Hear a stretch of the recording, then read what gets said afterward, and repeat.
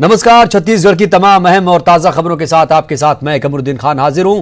पहली खबर बलरामपुर से, जहां पर बलरामपुर जिले के सामरी थाना क्षेत्र के सवाक पुदांग मार्ग में बोताही मोड़ के पास नक्सलियों ने एक बार फिर तांडव मचाया।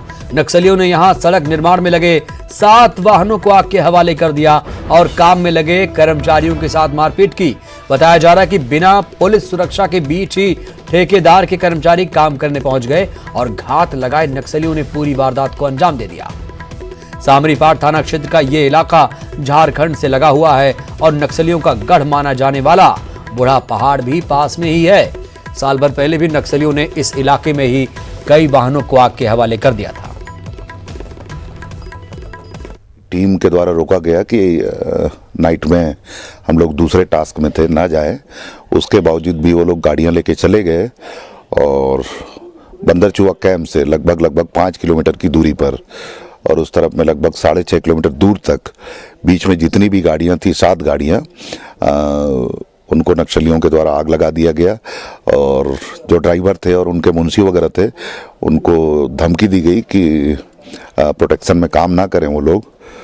और उसके बाद फिर कुछ जो वर्कर्स थे उनके साथ उनके द्वारा मारपीट भी किया गया और लगभग 1.5-2 किलोमीटर नीचे ले जाने के बाद फिर रायपुर के क्षितिज अपार्टमेंट में प्लाईवुड कारोबारी के घर से हुए 50 लाख रुपए के लूट मामले में पूरी रकम हवाला कारोबार के होने के क्लू मिले हैं।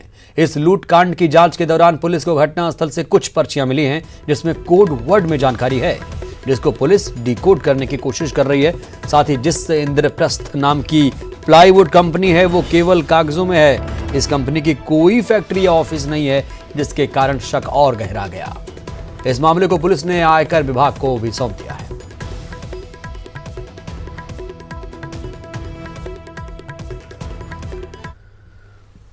और प्रदेश में धान खरीदी को लेकर घमासान थमने का नाम नहीं ले रहा। जैसे जैसे धान खरीदी की आखिरी तारीख नजदीक आती जा रही, वैसे वैसे धान खरीदी का मुद्दा तेज होता जा रहा है।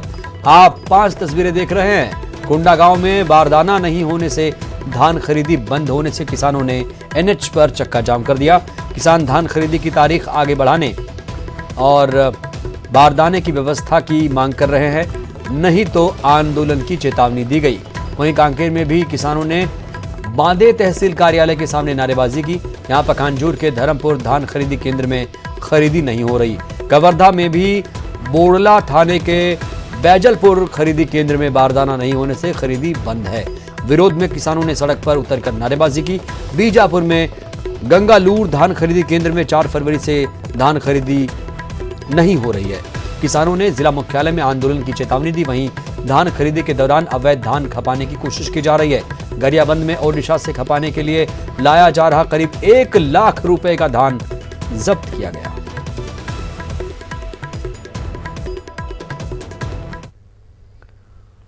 इस बार सरकार ने किसानों से 85 लाख मीट्रिक टन धान खरीदी का लक्ष्य रखा है।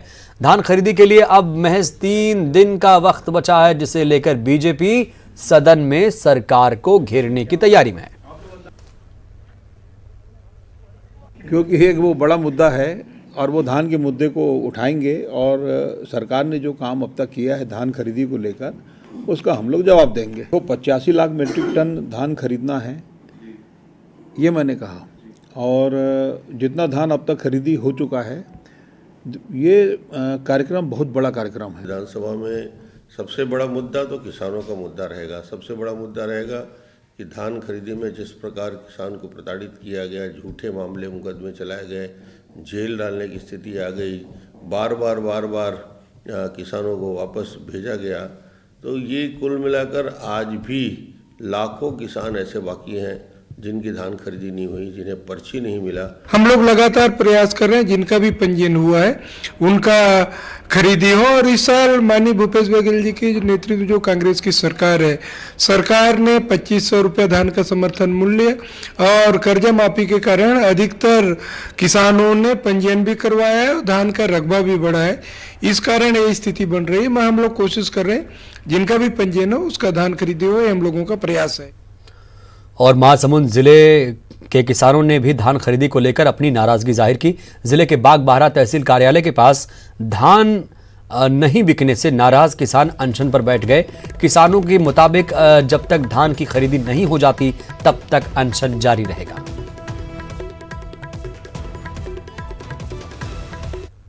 मेरा तकनीकी त्रुटि के नाम से जिन्होंने मेरा धान पूरा नहीं लिया, उसका कारण है कि इनका नाम तकनीकी त्रुटि से मेरा धान नहीं लिया जा रहा है। ये जब तक कि मेरा तीसरा यानी मांग पूरा ना हो जाए, जब तक मेरा धान पूरा खरीदी न लिया जाए तब तक।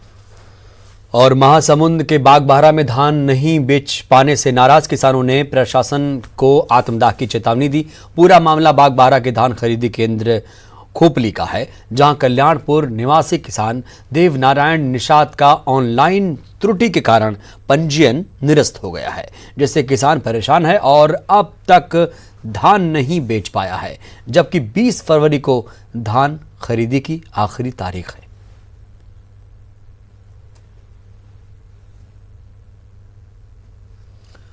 मुख्यमंत्री भूपेश बघेल के अमेरिकी दौरे पर सियासत भी तेज हो चुकी है। बघेल के अमेरिकी दौरे पर पूर्व सीएम रमन सिंह ने तंज कसा। तंज कसते हुए रमन सिंह ने कहा कि बघेल पहली बार अमेरिका गए हैं, अच्छे से घूम फिर लें, क्या पता फिर मौका मिले या ना मिले। उन्होंने कहा कि छत्तीसगढ़ में सरकार की नरवा गरवा घुरवा और बाड़ी योजना असफल हो गई और कम से कम अमेरिका में ही चर्चा कर उनके मन को शांति मिले तो मिले। वहीं रमन सिंह के कटाक्ष पर कांग्रेस ने पलटवार करते हुए कहा, रमन सिंह हार से बौखला गए हैं। कांग्रेस प्रवक्ता शैलेश नितिन त्रिवेदी ने कहा, जिनके कार्यकाल में सैकड़ों गायों की मौत हुई हो और अनुदान के नाम पर भ्रष्टाचार हुआ हो, वो नरवा गरवा घुरवा और बाड़ी पर बोलना बंद करें, ये शोभा नहीं देता।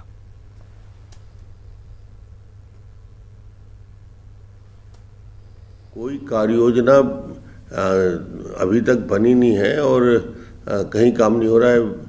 छत्तीसगढ़ में चर्चा नहीं हो रही है, अमेरिका में उसकी ज़्यादा चर्चा हो रही है और अमेरिका में ही चर्चा करना इसलिए ज़रूरी है कि वहाँ के लोग यथार्थ को नहीं जानते। हार्वर्ड में जाकर इस प्रकार की चर्चा करना, और इसकी चर्चा तो छत्तीसगढ़ के गांव में करना चाहिए। उन गौठानों की हालत को ठीक करना चाहिए जहाँ गाय रोज़ मर रही है, जहाँ गौठान में न पानी है, न भूसा है, न चारा है, न उनके लिए कोई व्यवस्था है। तो ये बोस्टन में करना ज़्यादा उपयुक्त था और अच्छा जगह में उन्होंने चर्चा किया कि जो इसको कुछ समझते ही नहीं। डॉक्टर रमन सिंह जी अपनी सरकार जाने से, सत्ता जाने से बौखलाए हुए हैं और इस बौखलाहट में वे तथ्यहीन बातें कर रहे हैं। जिन डॉक्टर रमन सिंह जी की सरकार में 200-300 गायों की हत्या की घटना हुई थी, सरकारी अनुदान से चल रही गौशाला में वे डॉक्टर रमन सिंह जी आज इस प्रकार की बातें करें तो यह उनको शोभा नहीं देता है। बात सुपेबेड़ा की, जहां के किडनी पीड़ित दुर्योधन पुरैना की सीएम भूपेश बघेल ने आर्थिक मदद की। पुरैना के इलाज के लिए अमेरिका से 3,32,000 रुपयों की मदद की गई। सुपेबेड़ा पीड़ितों को लेकर राज्य सरकार लगातार नजर बनाए हुए है।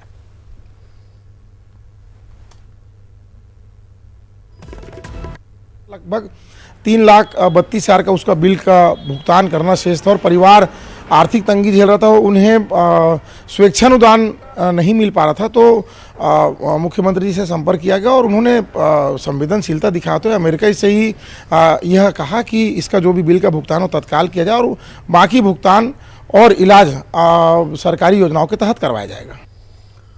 और आपको सीधे लिए चलते हैं रायपुर, जहां पर CAA और NRC के विरोध में प्रदर्शन हो रहा है। जय स्तंभ चौक पर विरोध प्रदर्शन हो रहा है। CPM नेता वृंदा करात प्रदर्शन में शामिल हैं। लाखों की तादाद में हमारी बहनें निकली है। मेरे बहुत ही प्रिय बहनों, मैं आपको हर हिंदुस्तानी नारी की तरफ से धन्यवाद देना चाहती हूँ। आप इस नारी आंदोलन की शक्ति के रूप में उभर के सामने आए हैं।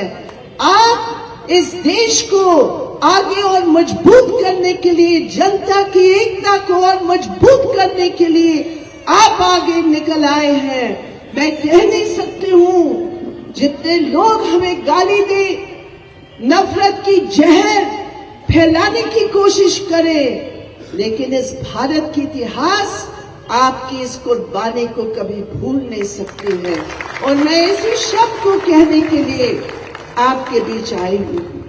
हमने देखा दिल्ली के उस आवाज को सुनकर जो शाहीन बाग की आवाज है, देश भर के तमाम प्रदेशों में मैं खुद स्वयं गई हूं और हमने देखा कि किस हिम्मत के साथ तमाम बाधाओं को तोड़कर इस देश के संविधान को अपने हाथ में लेकर हमारी महिलाओं ने सबसे आगे जाकर जिम्मेदारी ली है। हमने देखा बहुत सारी जगहों में हमारे भाइयों ने कहा, अरे बस बस और करने की जरूरत नहीं है। छत्तीसगढ़ के मुख्यमंत्री भूपेश बघेल के पिता नंद कुमार बघेल ने सीएए और एनआरसी को लेकर आरएसएस और बीजेपी पर हमला बोला। इतना ही नहीं, उन्होंने राहुल गांधी की इस दौरान जमकर तारीफ की। सुनिए। नेतृत्व परिवर्तन आवश्यक नहीं है, क्योंकि हमारे जो होने वाले प्रधानमंत्री हैं राहुल गांधी, वो बहुत ज़्यादा संवेदनशील हैं। राइट टू फूड उसने बनाया। वक्त एक छोटे से ब्रेक का।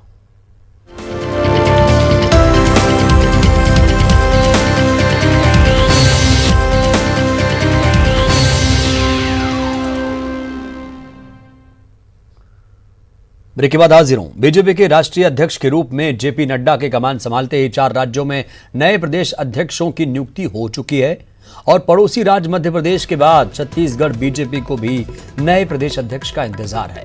लेकिन नाम के ऐलान से पहले ही सोशल मीडिया में सांसद विजय बघेल को बधाई देने का सिलसिला शुरू हो चुका है। कांग्रेस ने इस मसले पर तंज कसा। अभी जहाँ तक मुझे लगता है कि 2-3 दिन के अंदर अध्यक्ष जी का चयन की प्रक्रिया पूरी हो जाएगी।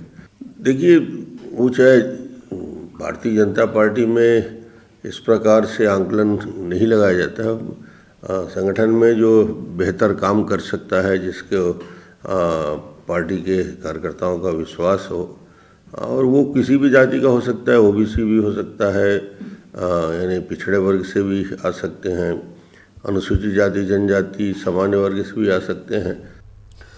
छत्तीसगढ़ में राज्यसभा की 2 सीटें अप्रैल 2020 में खाली हो रही हैं। राज्यसभा की ये दोनों सीटें कांग्रेस पार्टी के खाते में जानी तय हैं। लेकिन जब से छत्तीसगढ़ से प्रियंका गांधी को राज्यसभा भेजने की बात उठी है, उसी दिन से चर्चाओं का बाजार गर्म है। रिपोर्ट देखिए आप।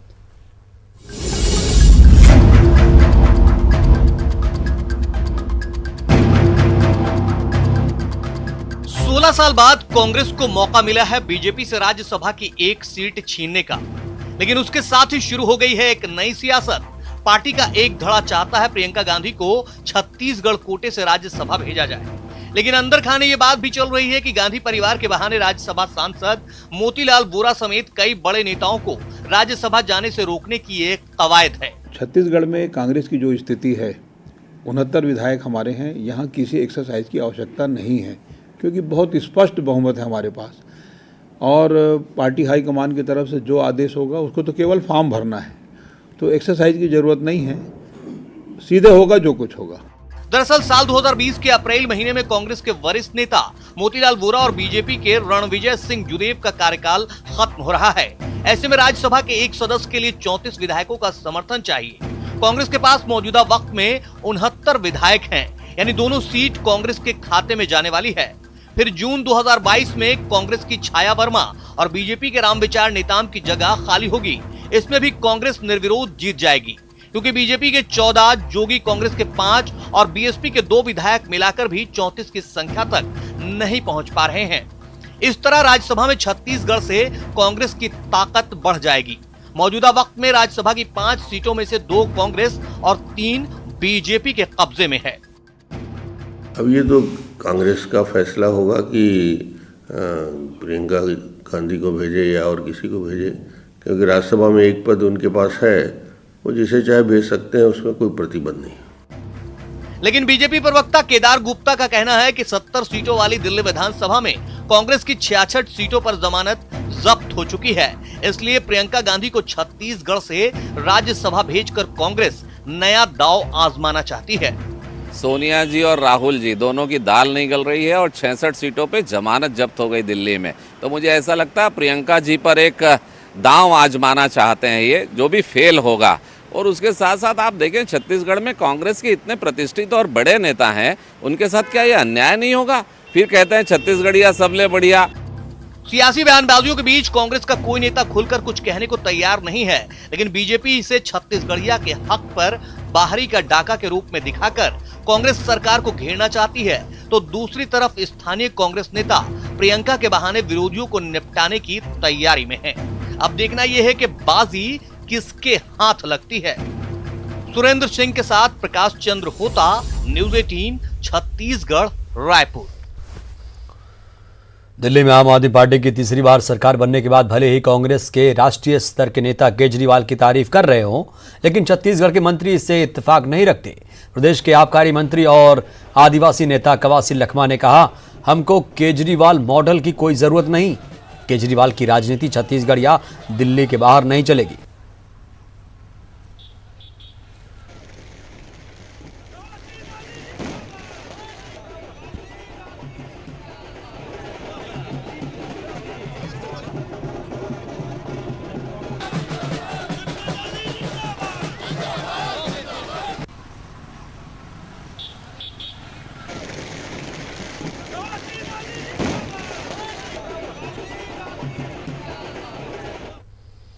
रमन सरकार में मुख्य प्रमुख सचिव रहे अमन सिंह को हाईकोर्ट से राहत नहीं मिली। ईओडब्ल्यू और एसीबी की शुरुआती कार्रवाई पर रोक लगाने की मांग को लेकर दायर याचिका पर अमन सिंह के वकील महेश जेठमलानी ने कहा कि बिना किसी तथ्य के अमन सिंह के खिलाफ कार्रवाई की जा रही है।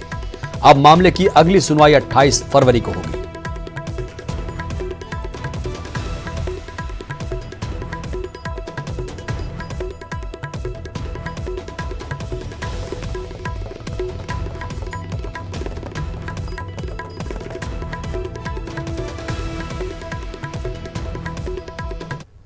अमन सिंह जी के लिए क्या उनकी जो प्रिलिमिनरी इंक्वायरी इन्होंने फाइल की है उनके बारे में हमने कहा कि वो प्रिलिमिनरी इंक्वायरी जिस कंप्लेंट के आधार पर वो किया जा रहा है पीई वो कानून के खिलाफ है और उस कंप्लेंट में कोई दम नहीं। और रायपुर से बड़ी खबर, जहां पर राज्य के सभी बड़े शहरों में स्कूल खोले जाएंगे। बड़े शहरों में अंग्रेजी माध्यम के स्कूल खोले जाएंगे। आगामी शिक्षा सत्र से अंग्रेजी माध्यम के स्कूल खोलेंगे। स्कूल शिक्षा विभाग ने जिला कलेक्टरों को खत लिखा है। सभी स्कूलों की सुधार योजना बनाकर भेजने के निर्देश दिए गए। तो एक बड़ी खुशखबरी, राज्य के सभी बड़े शहरों में अंग्रेजी माध्यम के स्कूल खोले जाएंगे और अगले शिक्षा सत्र से अंग्रेजी माध्यम के स्कूल खुलेंगे।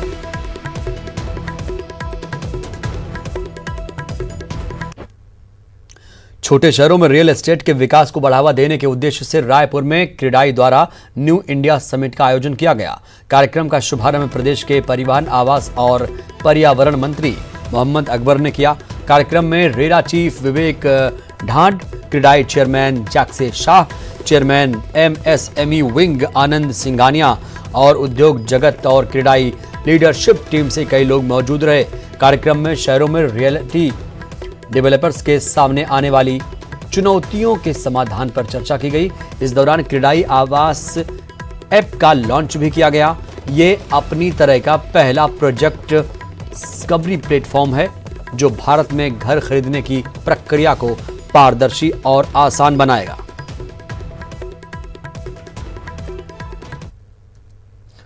और बड़ी खबर मध्य प्रदेश से, जहां पर राजगढ़ थप्पड़ कांड मामले में बड़ी अपडेट यह है कि 2 सदस्यीय दल ने राज्य सरकार को रिपोर्ट सौंप दी है। कमेटी को थप्पड़ मारने के पुख्ता सबूत नहीं मिले। कलेक्टर निधि निवेदिता को क्लीन चिट मिलने की संभावना। जी हां, कलेक्टर निधि निवेदिता के एएसआई नरेश शर्मा को थप्पड़ मारने का यह मामला है। 2 सदस्यीय दल ने राज्य सरकार को रिपोर्ट सौंप दी है। प्रमुख सचिव संजय दुबे ने सरकार को रिपोर्ट दी। कमेटी को फिलहाल थप्पड़ मारने के पुख्ता सबूत नहीं मिले। बुलेटिन में इतना ही, लेकिन आगे जरूर देखिए तफ्तीश।